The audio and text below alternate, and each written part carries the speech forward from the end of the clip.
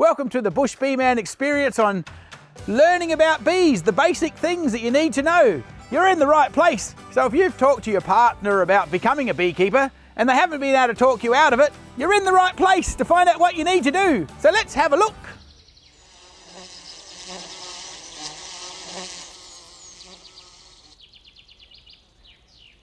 Well, one would assume you've been thinking about keeping some bees for a while now, and you're on the right track. It's not for everybody, but hell, when you get involved, you're gonna love it. There's only so many hobbies that you can get involved with that involve somewhere between 60,000 and 100,000 little creatures relying on your every move. So you're in the right place to make sure they can stay alive and you can be a good, successful beekeeper. Because you know what, there's more involved with this than just putting them in your yard and walking away and coming back and getting some honey. So here we go, we're going to have a bit of a walkthrough for you. I think the interesting thing is all the public speaking I've done, and I ask a few questions and I say, what do you think of when you think of honeybees? And what the first thing that pops into your head is, of course, you think of honey. And the next thing you think about is the time you trod on one and it stung you on the foot or stung you on the nose or wherever the heck it stung you. So people associate beekeeping with getting stung and eating honey. And that's not too far from the truth. But the good news is that after a little while you get relaxed about getting a sting, and plus you get to wear a bee suit, you get to wear some gloves, and so you don't actually need to be afraid. And the cool thing about bees is after you work with them for a little while, the fear dissipates and you learn to fall in love with them. And you know what, the occasional bee sting is normally your fault because you picked the frame up the wrong way, or you didn't do your zip up on your suit properly, and they actually don't want to sting you. It's not in their best interest. And I'm sure when you start becoming a beekeeper, then you start noticing them in the garden and on a tree and everywhere. They're all around us all the time. So if they were actually aggressive little critters that wanted to sting you, hell, we'd all be covered. My friends at the Flow Hive show, they make it look like there's not a lot involved with being a beekeeper, and there's not a lot involved with the way they harvest the honey, but there's still a bit of management going on in the bee box. So that we have, in a beehive, you have the honey super, whether that be a Flow Hive super or whether it be an old-fashioned frames. Then you have the brood box at the bottom. Now the brood box is the working place that we beekeepers spend a lot of time in that box. Well, probably not as much time as you would imagine, but when we do our inspections, that's the box that's very important to us, because we want to make sure when we go in, look in the brood box, and we've actually, usually you've got a brood box that's got 10 frames, sometimes it's 8, but as a general rule it's 10. And the outside 2 frames you'll generally have honey. The next 2 frames in will be a mixture of honey and pollen, generally speaking, and the middle 5 or so will be where the brood is. It'll be in a little ball, and that's where all the action happens. And you want to make sure that you've got some little eggs, and you've got some little white larvae, and you've got some capped brood, which is beautiful little, like when they've got the little brown caps on, which is your baby's about to be born, which is pretty exciting. And you know, if you've got to know what you're actually looking at, because the first time you open a beehive and you have a look at a bee frame, you think, what in the world is this that I'm looking at? And if you've ever wondered, well, here we go. Now, this part of the conversation, I don't think it's terribly important to decide what sort of box you're going to have and what the bees, they've got to live in something. So what's really important before you actually decide which hive you want to buy is to make sure your yard is conducive is to make sure your yard is acceptable for a beehive. Now, don't think that you have to have all the bees foraging material in your backyard, because that's just crazy. They're going to forage like, you wouldn't believe it, but a bee on a nice day will fly more than 5 Ks to its destination and 5 Ks back again to bring the food home. So if you're living in suburbia, I'm pretty sure there's some gum trees and some flowering plants, and goodness knows there's all these cool gardens I drive along. It gets weird as a beekeeper. You drive along and you look at people's gardens and you go, oh, the ladies would enjoy that, I'm sure. So you're not actually considering whether or not you have enough food in your particular yard for the bees. What you're trying to figure out is the fact that the bees, generally when they leave the hive, they'll fly in a straight line. So it's probably not ideal to put your beehive next to your dog kennel. It's probably not ideal to have the beehive right next door to your back door, because, you know, like, kids are going to be walking past there. And you'll probably get in the shit if your kids all start getting stung or the dog dies. Probably not a good way to start. I think the go is you want to place them towards the back of your yard, somewhere that's not a whole lot of traffic. You know, generally speaking, bees will fly in a straight line, like I said, out of their hive, and they'll go and forage. And if you're worried about the neighbours getting excited, they'll have to fly up and over the fence, or over a hedge, and then they're up in the sky and no one would know where they're coming from, so there's no big problem there. And one other thing to consider is the fact that you're not probably moving the hive if you've only got 1 or 2 in your backyard. You want to take a little bit of time to think about the sun and where the sun is going to travel over the sky. I mean, here in the south, in the summertime, our sun's sort of basically straight over ahead, and as we get through the winter, the sun's kind of over here. Now, I bring that up because sun's very important to the ladies, because they've actually got to keep their hive at a certain temperature, and so if they don't have to do a lot of work in winter to stay warm, they'll forage more and it's better for them. Conversely, if it's in the middle of summer and they're in the bloody screaming hot, they've got to try and cool the hive down. So if you could find a place that's perhaps under an English tree that loses its leaves in the winter and has a nice foliage in the summer, well, perfect. So there you go. I reckon have a crack. Now, another very important consideration that is sometimes overlooked when you're becoming a beekeeper is where are the ladies going to drink? Now, I realise that a bee is quite small and you would think it wouldn't need a lot of water, but the interesting thing is bees actually use a lot of water in the middle of summer to actually keep their hive cooled down. They're a little bit like the inventor of the evaporative air conditioner. So they get the water from their water source, they fly back to their hive and they spray it across the top of the hive, and then, I don't know, thousands of girls all fan it down, and of course the water evaporates and keeps their babies at the right temperature, which is around about 38 degrees-ish, sort of, give or take a bit. The interesting thing is the bees are not that adept at changing their mind. So if you put your beehive in your yard and they find your neighbour's pool, or the jolly, what was the worst one I heard was the bees were actually feeding out of the chicken drinker, and that was not ideal because that was the chickens in the neighbour's yard and they weren't real happy about the whole deal. So there's only so much neighbour considerations you can buy off with a jar of honey, and especially at first you're not even going to have any honey to bribe them with. So get yourself a water source. The lovely wife has got this water source that has got a bit of algae, and we've got some stuff floating in the bottom that you can't really see in this shot, but make sure the bees don't drown, so you want some corks or some mats or some straw or something along those lines, so as the bees can have something to land on, they can fill up their little tummies with some water and then they can fly back again. So don't just have an open pot where everybody drowns in, otherwise you're like, that's a hell of a waste of time too. Hell, just pops into my mind, it's a good idea where you have to start drinking champagne too. Of course, you don't actually have to have a water fountain. I mean, this is a little bit snazzy, but it was kind of effective and the girls like it because the water's moving. But also, you're actually legally obligated to have a water source, so if the bee people come around, I don't know, maybe the council turns up, and then you can say, look, I've got the water source here and the ladies are feeding and it's, they're doing the right thing. And what's more, you need to consider the fact, for every bee that has to go and get water, the further they have to fly, the longer they have to get back to the hive to keep everybody cool, and the less honey they're going to collect. And I think the figure's somewhere around in the height of summer down here in Oz anyway, they'll burn through about 10 litres of water per hive when it's really hot on a hot day. They're not necessarily drinking it, but they're using it to keep their brood the right temperature and their hive the right temperature.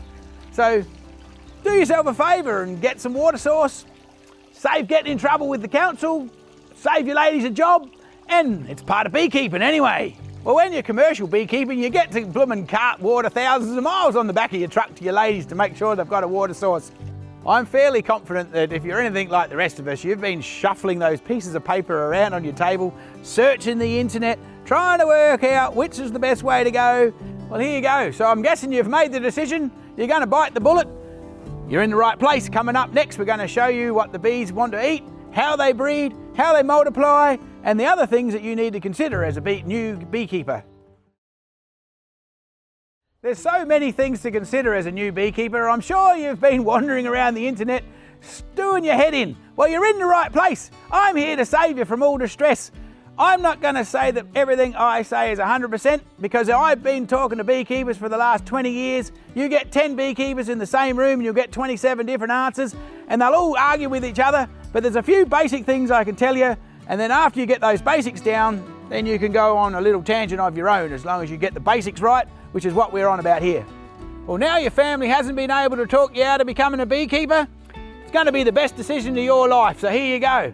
We're going to give you the rundown on what happens inside of a beehive, what the things you have to consider as the beekeeper, as the owner of all these precious little insects that are the most I think they're probably the most important insect on the planet, because if you don't have bees, you don't have apples, you don't have almonds, you don't have too many cucumbers, you sure as hell don't have too many pumpkins.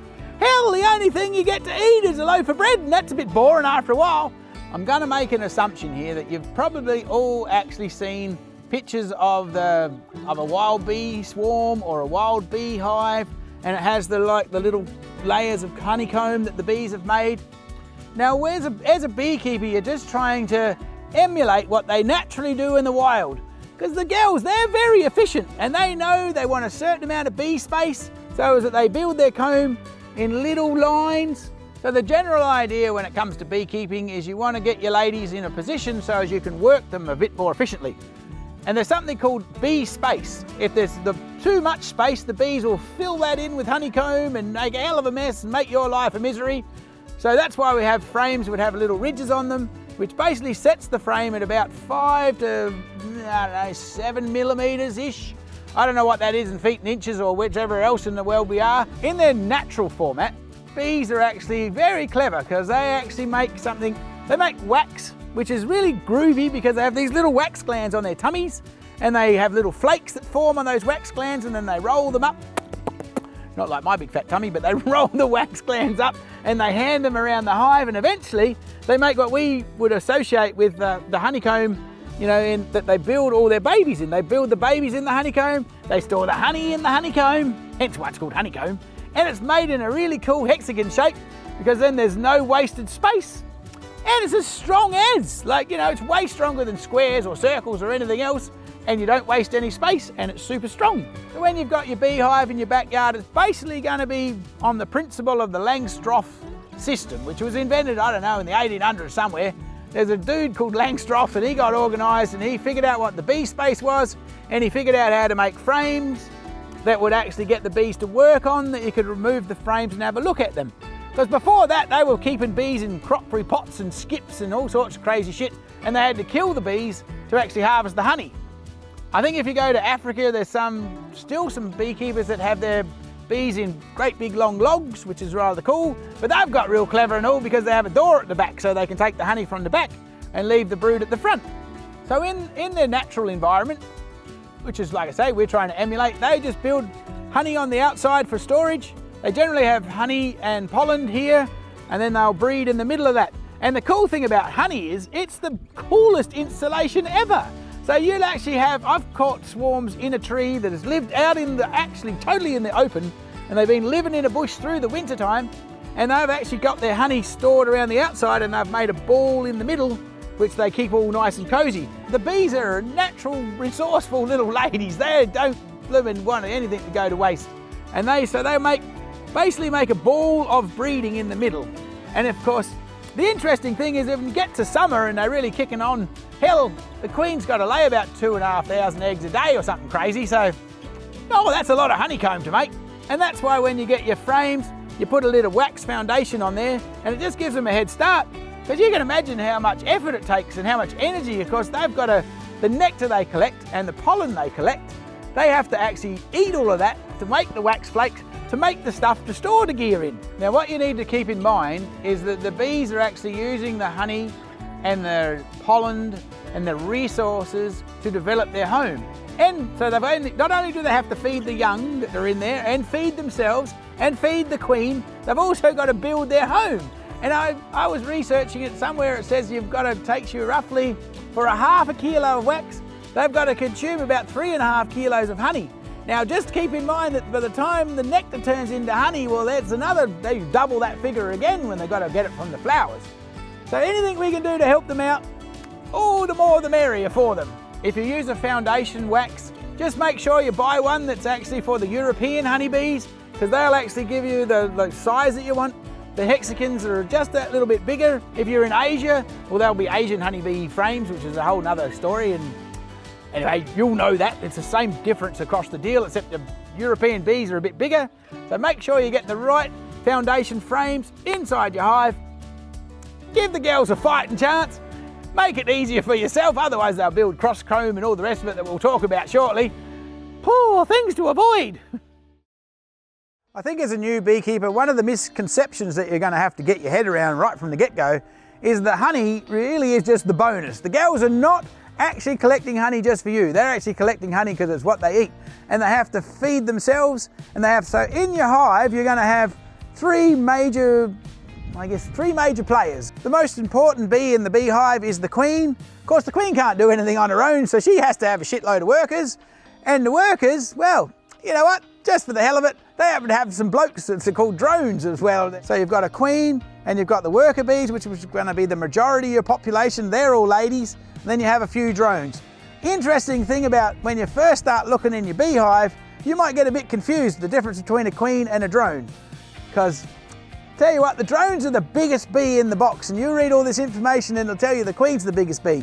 But what they're trying to tell you is the queen has a long tail and a longer abdomen, so she technically is bigger than a drone, but until you get used to what you're looking at, you wouldn't know that. So the queen may be the single most important bee in the hive because she lays all the eggs, but all the other ladies in there are super important themselves, because once they get hatched out of their little pupae, they come out and they get out, and then the first job they get is they got to clean up around the place. The next job they get is they've got to go and clean their other bees and get organised.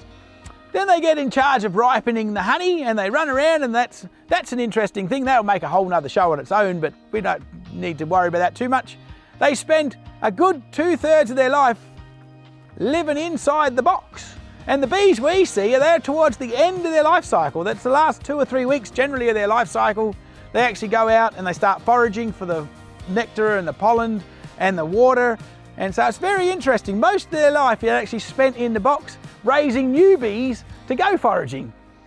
And what's more, it's a community, so they all get to vote. If they decide that the queen isn't pulling her weight, they'll just say, sorry, you're fired, we're going to make a new queen, and whoosh. So Her Majesty, when she's running around in the hive and it's a beautiful spring day and things are really humming and there's a nice source of food and they're bringing in the pollen and they're bringing in the nectar, she's going to lay somewhere upwards of 2,000 eggs a day, which is kind of crazy. And so all of the other bees in the box, they have to create something that's called royal jelly. And they got a little gland up here somewhere on their head, which oozes a little bit of royal jelly, and I'm pretty sure that each little tiny larvae gets visited about 5 times every minute and gets fed a little bit of jelly. And then they are in the royal jelly, and then they mix the royal jelly with some other products, and eventually they cap it off and the little larvae turns into a bee. So it's kind of like a caterpillar. If you've ever seen a caterpillar make that's a pupae thing that gets organised and then it flies off as a butterfly. Well, bees are similar. They start off as a little worm, but they don't have to go and eat your leaves. All the shit's brought to them. How cool is that? So they just lounge around in royal jelly getting fed, going, oh, this is pretty bloody amazing, look at this. And then eventually they get capped off and then they turn into a bee. So it's pretty fascinating. Tell you what, if nature doesn't get you excited, there's something wrong with you. The queen her role in the hive generally runs somewhere from 2 years to 5 years, just depends. Sometimes she'll go a bit longer, but generally speaking, her best days are between the 2 years and up to 2 years, but she'll live to 5 years. I think one of the interesting things that most people ask is, how the heck do they decide to make a queen? What is that about? How do they actually get a queen in the first place, this little lovely nest of bees? The interesting thing is, what happens is it's just the same egg. It's the same eggs that could have become a worker bee or a queen bee, but what happens is the bees have to actually feed her royal jelly for the whole time. So if you've ever seen inside of a queen cup, because they make a special cup for her to live in because she's going to be a bit bigger, so the fact that the bees decide to put her in a queen cell and just feed her royal jelly, that actually makes her develop ovaries, which is rather interesting. So even though the queen is the biggest bee in the bee box, she's the quickest one to make, which is kind of cool. She's about, from the egg stage to the queen hatching out stage, is about 15 odd days, depending on a few variables, but we'll just go with 15 because that works. And then she comes out and she's got some ovaries. And now this is where nature gets a little bit hectic. So the first thing that your newly emerged queen's going to do is she's going to wander around the hive and make sure she hasn't got any competition. So she'll actually destroy any other queen cells that are in there, so as that she doesn't have to put up with them hatching and challenging her to a duel. And then she has to go for a mating flight. So she has to go way off into the distance somewhere and have what we call a drone mating site or a drone gathering area.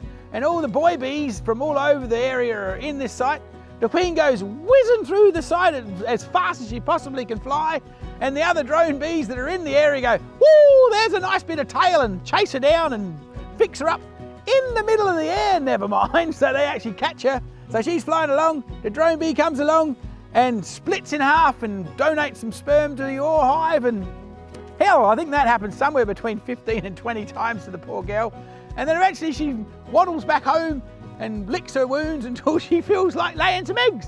And that's the only time she leaves the hive, unless she wants to swarm. And then once she gets sorted out and she sort of gets going and things are looking good, her hive's got lots of food coming in, she's going to lay, I don't know, at least 2,000 eggs, sometimes 2,500 eggs a day. The other thing that fascinates me is she gets the egg right at the bottom of the bloomin' cell. And you got to imagine the cell's on the side. So she's walking across the side of the frame and puts her tail in and sticks the egg right at the bottom, and there's a tiny little bit of glue. So that egg sits there for a bit until eventually it starts getting a bit of jelly, which it holds in the frame, and then away we go. And all of a sudden we've got thousands of bees. And that's what you want, thousands of bees to make lots of honey for your toast. I just thought I'd show you, if you fail at being a beekeeper, at least you've got a flower pot for the flowers to get planted in.